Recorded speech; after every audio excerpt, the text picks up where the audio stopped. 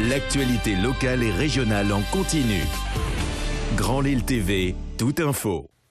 L'info qui avance avec vous en images en 7 minutes. Vous êtes bien sur Grand Lille TV pour tout voir et tout savoir de l'actualité lilloise. Aujourd'hui, en ce jeudi 28 juillet, la première info de ce journal, c'est la météo. Le retour progressif d'un temps un peu plus agréable aujourd'hui. Et quelques nuages encore tout de même, mais du soleil, du ciel bleu, des températures qui remontent un tout petit peu. 22 à 23 degrés de prévu pour cet après-midi. La première image, tout de suite, dans ce journal, à la veille de nouveaux départs en vacances, on évoque le malheureux mal des transports. Quand on veut rejoindre son lieu de vacances, il faut forcément prendre la voiture, le train, l'avion ou le bateau. Et pour certains, ces modes de transport sont souvent synonymes de mal-être. Maux de tête, nausées ou encore vomissements sont les principaux effets que vous ressentez si vous en êtes victime. Car même si les enfants ont bien souvent tendance à être les plus touchés, un enfant sur 5 aurait le mal des transports. Sachez que cela concerne également les adultes. Et s'il n'existe pas encore de solution miracle, il y a tout de même certains médicaments pour se prémunir. Nous sommes allés dans une pharmacie à Fâche-Tuménil pour expliquer ce phénomène. On écoute ce professionnel, ce pharmacien au micro de Marine Kijek. Toutes les nouvelles voitures sont équipées de systèmes qui sont antistatiques, donc qui évitent l'accumulation d'électricité, donc qui évitent les symptômes de nausée. Et après, il y a des médicaments qu'on peut donner avant le voyage ou pendant la durée du voyage, surtout si ça dure plus de 5-6 heures. Et donc là, on a des médicaments pour tous les âges, en fait, homéopathiques ou des traitements pour les adultes. Il existe des petits bracelets qu'on met au niveau du poignet. Ça permet justement c'est pas des médicaments. Ça appuie sur un nerf au niveau du poignet qui va en fait empêcher le déclenchement de la nausée. Une image également dans cette édition et à propos des récents attentats en France. Une Love Army, une armée de l'amour s'est créée sur Internet en réaction aux attentats, aux horreurs de ces dernières semaines. Un projet de plusieurs jeunes Lillois qui ont décidé de répandre l'amour et la bonne humeur dans les rues de Lille. Le mouvement vient d'abord des États-Unis, mais c'est très vite répandu en France par les réseaux sociaux. Le but, c'est d'agir après les attentats et de redonner le sourire aux inconnus dans la rue en distribuant des bonbons aux enfants, des bouteilles d'eau sans domicile fixe et des câlins gratuits à ceux qui le veulent. Les soldats de cette nouvelle armée ne manquent pas d'imagination. Ils étaient déjà hier une dizaine, vous le voyez, à se retrouver dans le centre pour offrir un peu de bonheur aux passants. Une autre image dans cette édition, cette fois pour évoquer une première expérimentation en France. C'est dans la région. En matière de contrôle pollution, la ville de Lille et l'entreprise Rinçante Air ont collaboré pour mettre au point ici une technique déjà utilisée depuis plusieurs années aux États-Unis. Grâce à une méthode optique comprenant infrarouge et UV dont le rayon traverse la route, il est possible de mesurer la concentration de CO2, de monoxyde de carbone et d'hydrocarbures que laissent échapper les véhicules.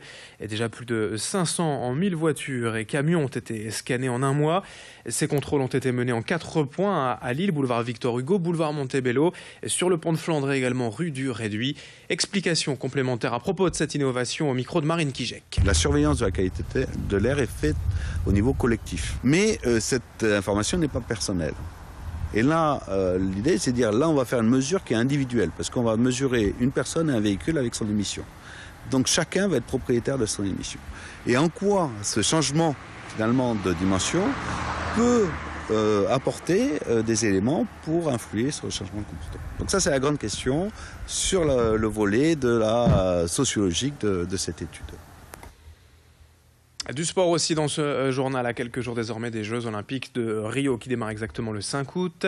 On s'intéresse aux sportives et sportifs régionaux. Le rugby à 7 fera son apparition cette année au programme des Jeux et une nordiste est sélectionnée avec l'équipe de France. La joueuse de Villeneuve-d'Ascq, Shannon Izard, est actuellement en préparation en Martinique avec l'équipe avant de rejoindre d'ici quelques jours le Brésil.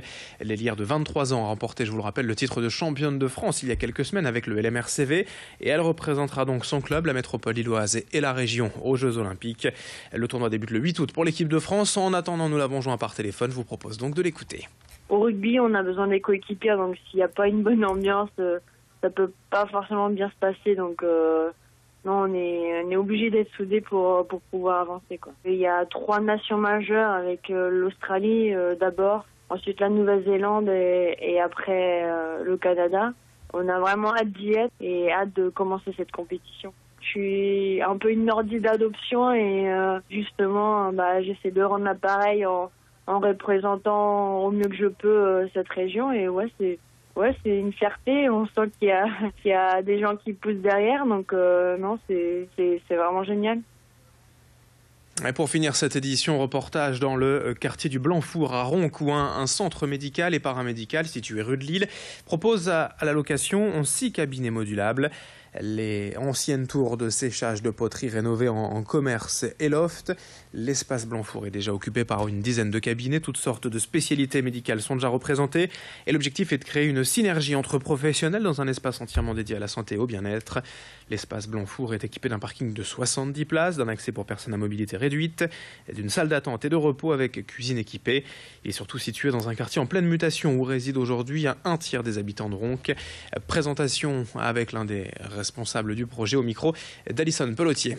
L'ancienne poterie du Blanc-Four qui a toute une histoire, le bâtiment est beau, il a été parfaitement bien rénové, il bénéficie d'un parking extrêmement confortable, il y a tous les accès possibles et en plus c'est en pleine verdure et l'ensemble de ce qui l'environne est consacré au bien-être. Le paramédical pourrait être possible totalement en complément, totalement en synergie avec les installations déjà faites.